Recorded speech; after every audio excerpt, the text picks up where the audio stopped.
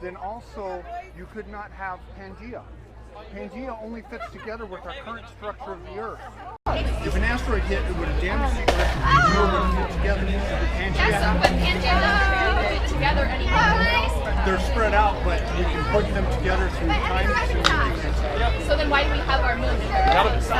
Okay, if you take the moon, no, the moon is not made of the same material as Earth. We went to the moon, brought stuff back, and it's not made of the same material as Earth. So how could it have come off the Earth if it's not made of the same thing? I don't know. To top that, to top it off, if you go back 500,000 years in time, we know that the moon is moving away from the Earth. Go back 500,000 years in time, the moon would have been spinning so close around the Earth that the tides would have flooded the Earth twice a day. Wow.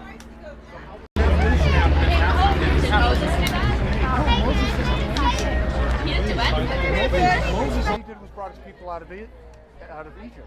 Trying to get young people, and you're doing You're not like the Noah flood was theory the one. Noah was the one on the ark, not Moses. Yeah. Noah, he built an ark and it floated. I was Christian when I was young. I lost Noah. my Well, Noah was on the ark. He built the ark and had the animals. But think about this: if right now a bear came into your city and was terrorizing people, eating their pets and stuff, what would happen? You'd call the authorities or people to get rid of the bears. Okay, now imagine ancient man. What would you do if you had your sheep and your oxen and the T-Rex is coming in and eating them? What do? Kill the T-Rex. You call out the warriors and say, slay the dragon. Yeah. So the warriors killed the dinosaurs. Well, a lot of them couldn't last any longer because the world was different after the flood. Wow.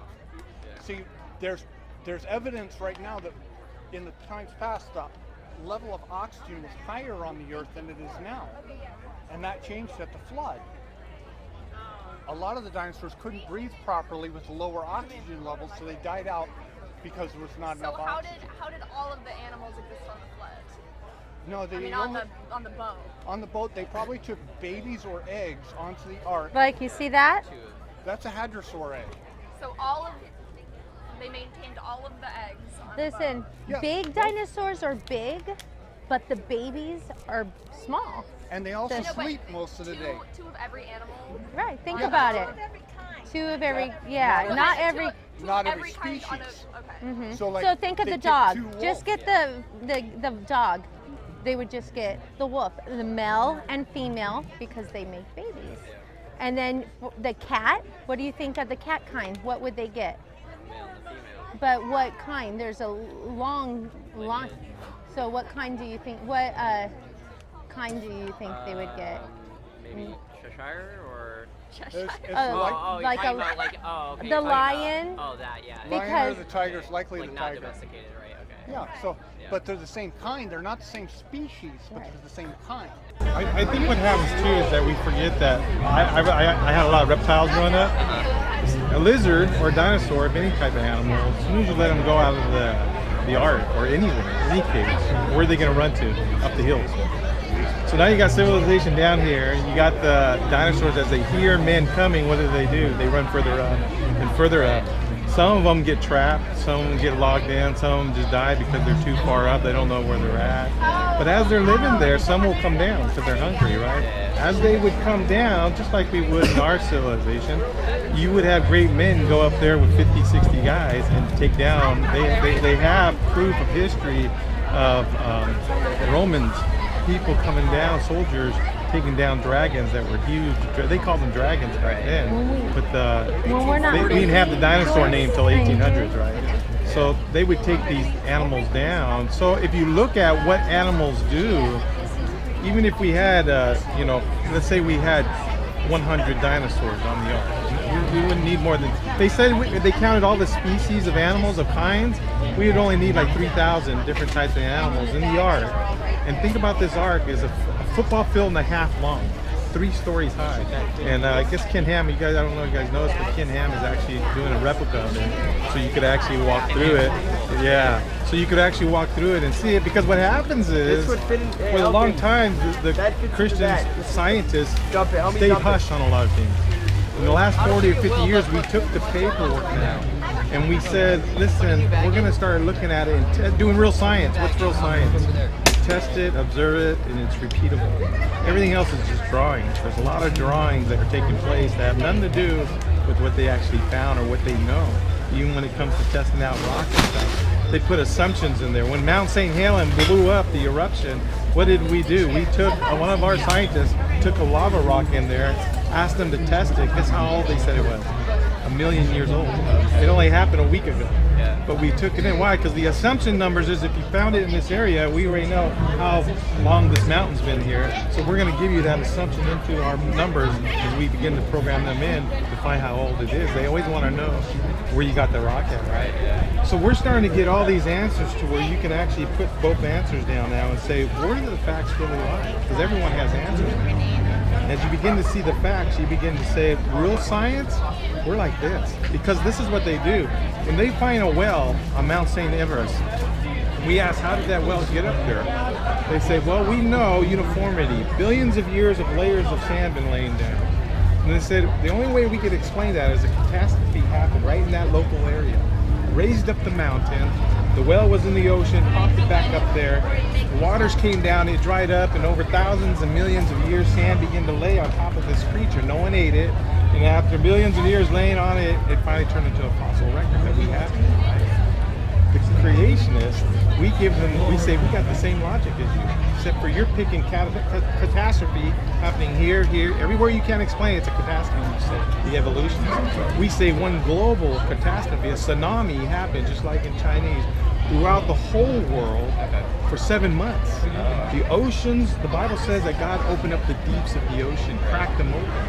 You had geysers going off 1 mile, 2 miles high with pressure going up in the air. You had water coming down for 7 months. Water just pouring down.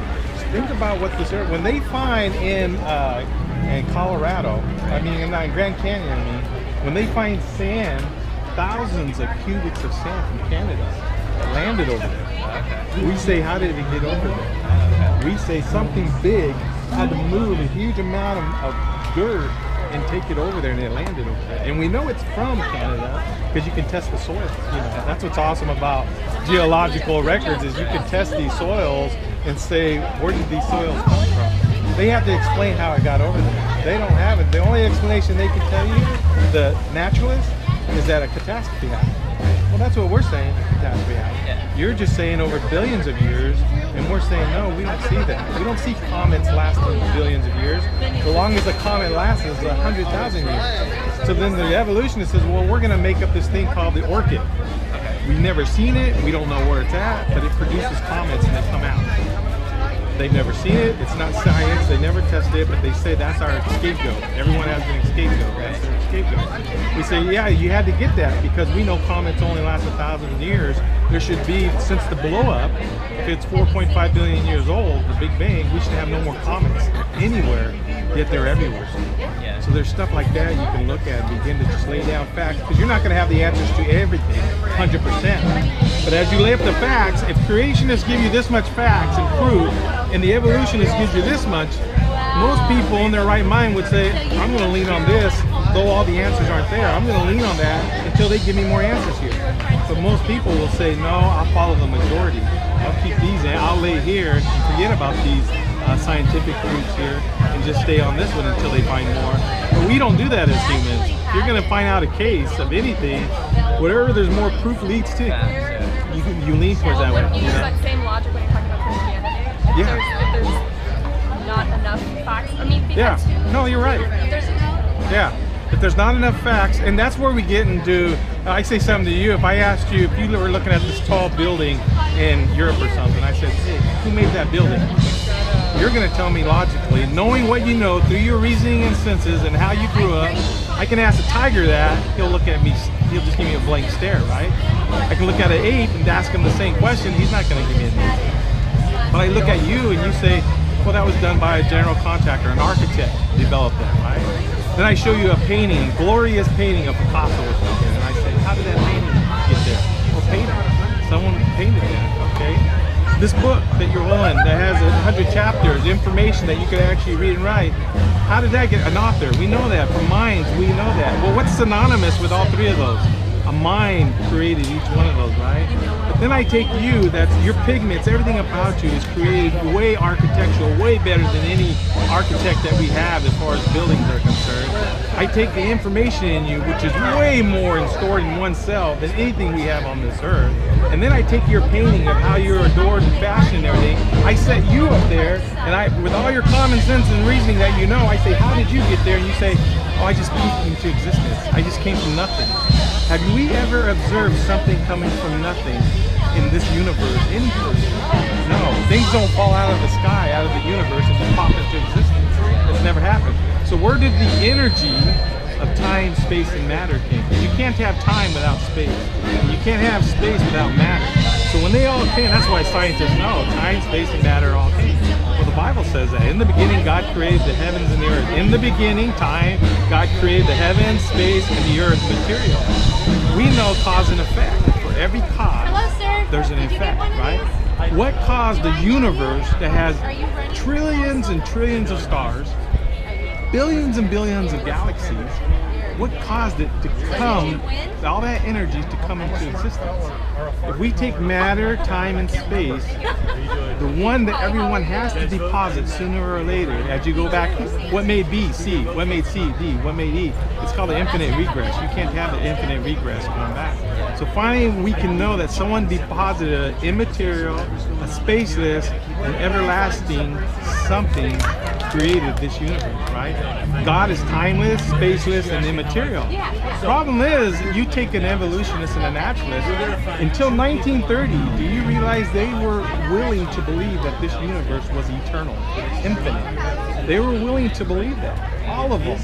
What happened is Hubble, when he found out the radiant of the heat, and found out that because everything is pushing out, we know it had a starting point. And I'll be done right here. So once they figured that out, every scientist, 99% of them, said no, the universe is finite. It had a starting point, right? All along they were willing to believe it was everlasting. As soon as they found out it wasn't, then we say now here as Christians, we present our deposit, as Aristotle did, our God, the only one that could do it outside of time. And now they're like, oh, an everlasting God, I can't believe that. An everlasting. You were willing to believe everlasting material lasted forever.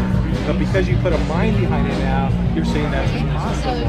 But they were right there. They were willing to believe material somehow was intelligent enough to create information. Just think about that. Every cell has information. Every atom. Let's get down to little minute. Every atom has information in it. That's right. And where did the information come from? The first atom that started with energy before the Big Bang, who put the information in there to do what it did? No matter what it did, even if it exploded, it had to have information to decide to do that, right? You need information to do anything on any material in this world. And who put the information in it to do what it did? And that's where it leaves the naturalist at, not having answers for all these questions. And we're not even getting back to the beginning of where did it all start from. This is a corollary to right before the Big Bang, right? So there are a lot of answers to think about it because it's easy. It's nice to say there is no God because then we can live our life any way we want. But if God made you with justification and worth and value, you're not an animal anymore. You're made in His image, and now He's going to judge you on that one day because you can't just live your life any way you please. You have a conscience that bears witness that lying is wrong, that raping little babies is wrong. I can't be an animal and just rape and destroy and pillage what I'm going to pillage, but there's a conscience based on how I live my life. Yeah. All right, man. It's nice talking to you. Yeah, no problem. Let me give you this, man. Hey, brother. Thank you for explaining. Sure, man. Take it easy.